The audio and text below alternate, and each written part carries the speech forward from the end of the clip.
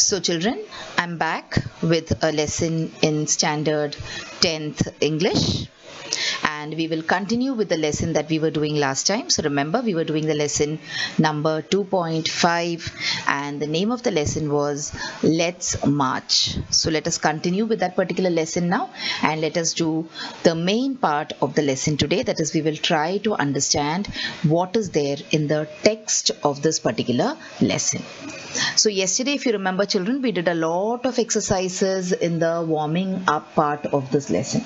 Alright, we talked about certain pictures and we decided what should be done about these pictures, and also we discussed about an important skill in English, that is a skill of giving speeches. So we also discussed about how you should write a good speech and what all points should be included in the speech, what all are the parts of a good speech. Like for example, we discussed that you should always greet your audience and there should be an introduction to your speech, there should be a body to your speech and a conclusion, and of course towards the end you should also thank your audience. So we looked at all this yesterday. We also talked about the various Nobel Prize winners from India. Alright, now today we will continue with this particular lesson and we will see some more points in the lesson, and also we will talk about the main speech which was given by Kailash Satyarthi ji when he received the Nobel Prize. So it was his acceptance speech. Okay, so the main focus of this particular lesson and the main focus of the work of Kailash Satyarthi ji is what? Is abolition of child labor. Okay, he wants the world to be a better place for these particular children, and he wants to abolish all kinds of wrongs which are being done to the children in the society. And his work is not confined only to India, but it is confined to many other countries around the world also, like we saw yesterday. Let us once again talk about this person who is the main person in our lesson. We are learning about his life and we are learning about his work, his achievements in this lesson. So this is Kailash Satyarthi. He is an anti-child slavery activist. So he is a social worker. Okay, who works not for his benefit but for the benefit of the society at large. Then we talked about a very important thought put forward by Kailash Satyarthi ji. What did he say? He said that child slavery is a crime against humanity. And he says that humanity itself is at stake here. I will see the end of child labor in my lifetime. So this was his resolve, and we also discussed that he was the 2014 Nobel Peace Prize winner. Okay, now this is also the excerpt from your textbook, that is in the introduction to Kailash Satyarthi ji is given here in the textbook in this form. So this also we read and we understood that he has founded a kind of a society or a kind of a organization called as the Bachpan Bachao Andolan in the year 1980. And since then he is tirelessly working towards the betterment of the condition of children in society, and till today he has protected the rights of almost 83,000 children. Now this was when this text was written. Okay, now you cannot say today the number must have gone up considerably. And he is also working for children in 144 countries across the world. Okay, and now let us talk a little bit about this Nobel Peace Prize, which we discussed earlier, that it was the Nobel Peace Prize which brought him into the focus, and people came to know about what kind of work he's doing in the field of child welfare, child care, abolition of child slavery, etc. So this was the prize which was given in honor or to recognize the kind of work that he is doing. So now what happens, children? Why are these kind of prizes given away? So that when one person's work is recognized in society, he gets the you can say encouragement to work harder. He gets the encouragement to work better, and not only that, he inspires a number of other people also to walk on his footsteps. So that is why these kind of awards which are given are very, very important as far as the society is concerned. Okay, because these kind of awards encourages people in order to work better for the society. So let us discuss this particular award. There are many different kind of awards which are given, but we will discuss the Nobel Peace Prize today and give you some more information about the Nobel Peace Prize. So what is the Nobel Prize, children? Sorry, not the Nobel Peace Prize, the Nobel Prize. So what is the Nobel Prize? The Nobel Prize is not a single prize, but these are 5 separate prizes, and which is given according to the will of Alfred Nobel. So Alfred Nobel, he was a very famous scientist. He has invented so many things. I will tell you about him shortly. Now when he passed away, they read his will. Now you know what a will is? A will is a paper in which you write what you wish to do after your death with your property or with the things that you have. Now when a person is alive, he must be having a house, he must be having a car, and he must be having a lot of money, jewelry, etc. Now after he dies, the people who are left behind, that is his children or his family, should not fight over such things. So that is why people make a will. Okay, it's called as a legal document, and then the vakil or the lawyer will look at the will and he will do the needful. So Alfred Nobel also made a will, but remember, he did not leave anything for his family and friends. He said that in the money which I have, what will be done? Prizes will be awarded to all those people who have conferred the greatest benefit to humankind in the previous year. So during the preceding year. So suppose we are thinking about giving a Nobel Prize in the year 2020 to one particular person. They will look at what all work he has done in 2019, which is of the greatest benefit to humanity. And then they will decide whether the award should be given to him or not. Okay. So this was an award which is actually given by a person, you can say personally, from his own money or his savings. Okay, so his name is Alfred Nobel. Let's look at Alfred Nobel here. See, this is Alfred Nobel for you. So Alfred Bernhard Nobel was a Swedish chemist. That is, he had a lot of knowledge about various kind of chemicals, and he was a chemist. He was an engineer also. He was an inventor. He was a businessman and a philanthropist. Who is a philanthropist? A philanthropist is a person who does things for the society. Okay, not out of any personal gain, but just out of a feeling of service to society. So a person who does a lot of social work, who donates money, okay, who donates a number of things for the betterment of people around him, those kind of people are called as philanthropists. Now he has held around 355 patents. Patents means what? These are things that he has made. These 355 things are things which he has invented, and he holds the right for these things. Okay, along with the dynamite. Now you know what dynamite is? Dynamite is used in creating explosions. Okay, so dynamite, if you look at it from the wrong angle, maybe you will say that it causes destruction, but dynamite is used in mines. Dynamite is used in creating explosions which are better, which are good for us. For example, if you want to build a road, if you want to build a bridge, or if you want to make a tunnel through a mountain, in such places dynamite is used. Okay, so this is about the Nobel Prize and how it came into existence, and who was the person who was responsible for giving away this Nobel Prize. Moving on, let us see what is given as Nobel Prize. So in Nobel, when you give a Nobel Prize to someone, the prize money is 9,86,000 US dollars. So that is a lot of money. Okay, 9,86,000 US dollars was given in the year 2018.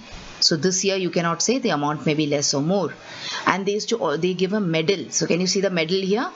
On one side you have the picture of Alfred Nobel, on the other side you have some other picture. So they give a medal, they give cash money, and also a diploma. So see, this is the diploma which was given to Kailash Satyarthi ji. Now I do not know to read this language, children. I think it is written in Dutch. All right. So this is maybe in a language which is used in Sweden. So this is the you can say diploma or a certificate which is given to each and every Nobel laureate. So they get you can say medal, and they get a citation or a diploma, and also along with it they get cash money. Okay, Now let us look at the place where this function is organized. See, such a grand hall, isn't it? So this function takes place in this big grand hall where the people who give the awards, whereas the people who receive the awards, as well as guests, dignitaries, etc. are present in order to witness this function. Alright, and on the other side of the picture you can see Kailash Satyarthi giving his acceptance speech. So now you must have seen acceptance speeches also. We watch these film awards on TV. So whenever an actor gets an award, he always thanks his parents, and then he thanks so many other people, and he thanks the producer, the director, etc. So in the same way, when you receive the Nobel Peace Prize also, you're given an opportunity to speak a few words. So this is the speech that is in focus today. This is what we are going to learn in this part of the lesson. That is, what did Kailash Satyarthi ji say exactly when he was invited to give this particular speech? Now this speech, children, in your textbook, if you see, it is given in 3 parts. And this lesson, actually the contents of this lesson is a very long one. Okay, if I start reading from the textbook, then this entire lesson will go on only reading of this particular speech. So what you can do is, I will give you the main excerpts of the speech or the main points in the speech. We will look at them, and then I will leave you to read the lesson from the textbook. Okay, so after watching this video, after you have understood what the main points of the speech were, you can always read the textbook and get some more additional points. Alright, so come on, let us see how we can understand the speech in 3 different parts. So let us talk about the first part of the speech first. So in the first part of the speech, Kailash Satyarthi ji, he greets the members of the Nobel Committee and also many other people who have influenced and shared his journey. That is his journey of giving the children of the world a better life. Now if you look at the textbook simultaneously, you will see that he has first addressed the children of the world, and then he has greeted the kings and the other members of the royalty, and also the members of the committee, and also he has greeted some of his personal friends also. Like for example, he has greeted a person called Tom Harkin and Malala Yousafzai, and so many other people also he has greeted. Okay, and then from that podium means from that place, he has recited a mantra also in the Sanskrit from the ancient Vedas. Okay, and that mantra is not only a mantra, he says, but also it is a prayer, and it is a promise, and it is also a, you can say, decision that very soon we are going to liberate humanity from all kinds of troubles which human beings have created for themselves. Okay, then Kailash Satyarthi ji goes on and states clearly what he wishes for the world. So what does he want the world to be? What kind of world does he want for us to live in, or for our future generations? He says that in the pursuit of global progress, not a single person should be left out or left behind. And not only in India, he's saying, but in any corner of the world, from east to west and north to south. So he wants all the children, all the people, not only children, but every single person should get the benefit of progress that humanity is making today. So this is what he wishes for the world in the future. Let us see what he says again in the first part of the speech. You will see that this part of the speech is the longest part. Okay, he bows to his parents who are no more with him. Okay, and to his motherland, which is India, and to Mother Earth also. And he also points out that all the great religions, they have all taught us to care for the children. He says, he quotes from the Bible. He says that Jesus has said that, "Let the children come to me, do not hinder them. for the kingdom of God belongs to them. So he says that this entire kingdom of God, the place, the earth that we are living in, belongs to children. That is what Jesus says. And what about the Holy Quran? He says from the Holy Quran that kill not your children because of poverty. So just because you're poor, don't kill your children, neither physically, nor mentally, nor emotionally. So that is what he wants to say, that all great religions, they teach us to care for our children. He also says that there is no greater violence than to deny the dreams of our children. So what do children dream about? Children dream about growing up and becoming something in life. They want to study, they want to play. Okay, so he says that if you deny this to these children, if you deny the dreams of our children, this is the greatest violence that you can commit. And also he refuses to accept that the shackles of slavery can be stronger than the quest for freedom. That means he's saying that the quest for freedom, quest means the thirst for freedom, is stronger than the bonds of slavery. And finally, in this particular part of the speech, he says that my only aim in life is that every child is free to be a child. So this is the most golden period of a person's life, we can say, our childhood. So when a child is in that particular age, when a person is a child, he should be allowed to live life like a child. So what freedom should the child get? Freedom to grow and develop, freedom to eat, to sleep, to see daylight, freedom to laugh, freedom to cry, freedom to learn and to play also, freedom to go to school, and above all, the most important freedom that he wishes for the children is the freedom to dream, to make a better life for themselves in the future. Okay, so you can see this picture over here. Now this picture also represents all the children around the world. Okay, so it is not that his dreams are confined only to India, only to Asia. His dreams are confined to the entire, spread out to the entire world. Alright, now let's come to part 2 of the speech. In part 2 of the speech, he says that he drives in the point that every small effort, whatever effort you make, whether it is small or whether it is big, it is invaluable. That is, it is very, very important. And if you read the textbook, when you read the textbook, you will see that he has given the example of a story where a fire breaks out in the forest and all the animals are running away. But it is a very tiny bird which is going towards the forest. So when the king of the jungle, the lion, asks the bird, "What are you doing?" the bird says that I'm going to extinguish the fire. Now, don't you think the lion would have found it very funny? The lion says that, "How can you do it when there are such big animals which are running away?" The bird replied to him saying that, "I am doing my bit. So I will not question what the world is doing, but I will do whatever I want to do as a contribution to making my jungle safer, or to extinguishing the fire which is burning my home." That means every effort, no matter how small it is extremely valuable in the final picture.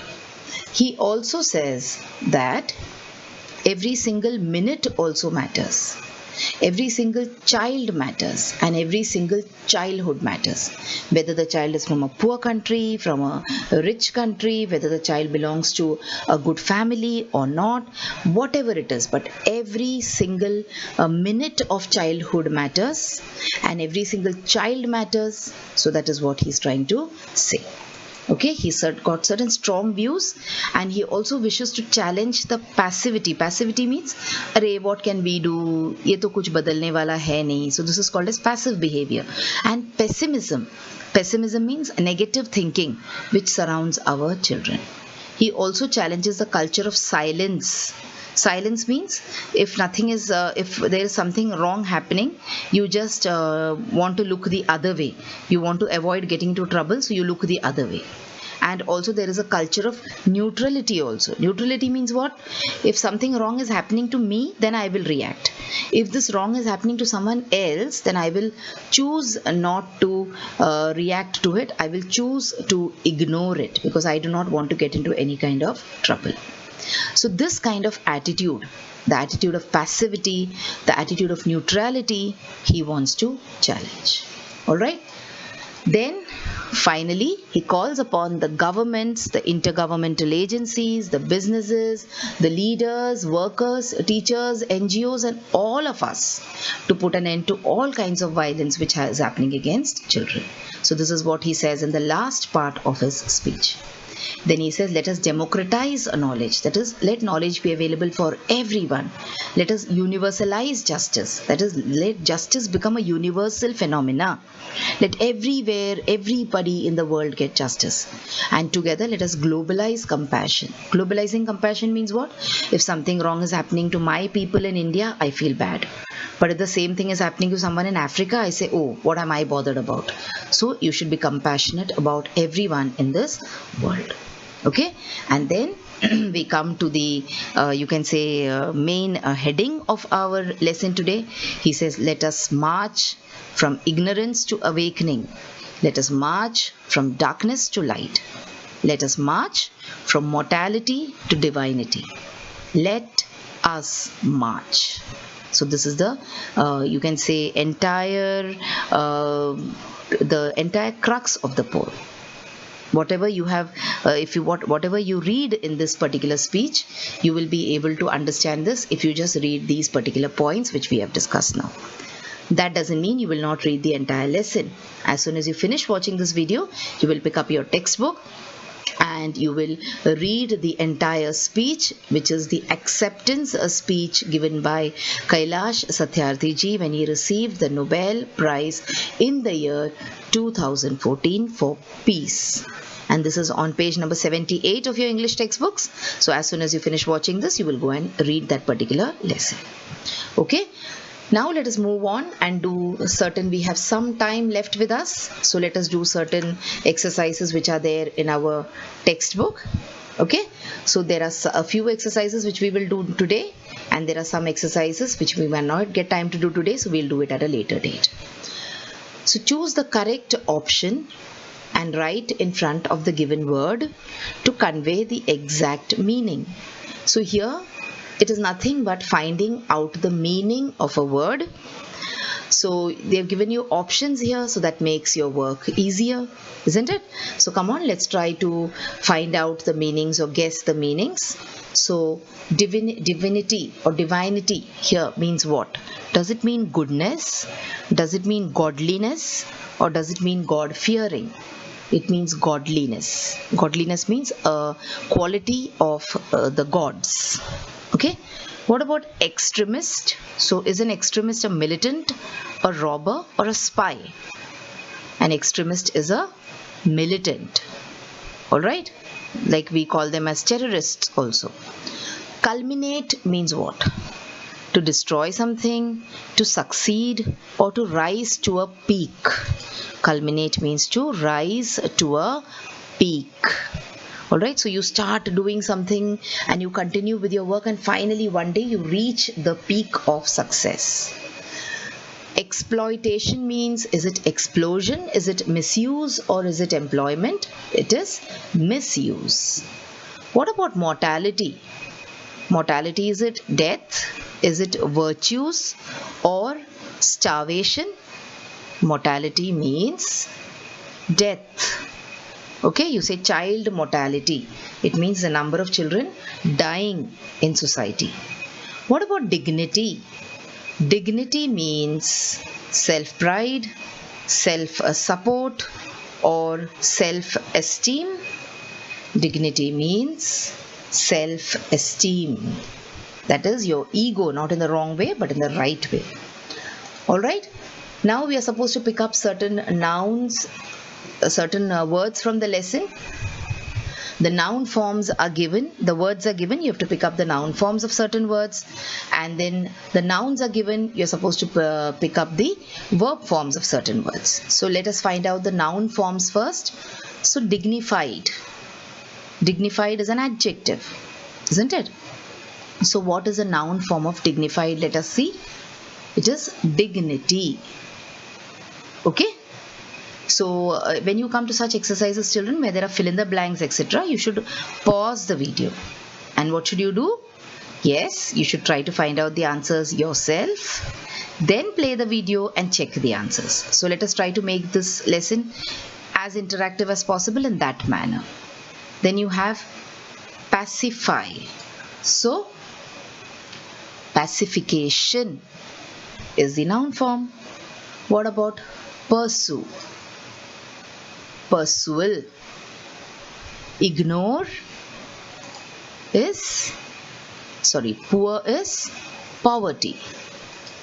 Ignore is ignorance. Divine is divinity. So you will be able to find all these words in your textbook. Alright. Now let's find out the verb forms of these words. So democracy. What is a verb form of democracy? It is democratize. Let's see the next one. Global. So it is globalize. What about hindrance? To hinder means to stop someone from doing something, to create disturbances. Resolution. What is the verb form?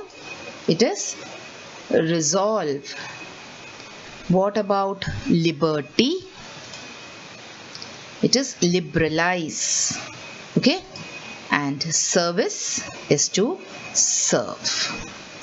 So children, this was the main you can say points which are there in this particular speech, and we also looked at a few lessons or few work exercises from the part which was the English workshop part.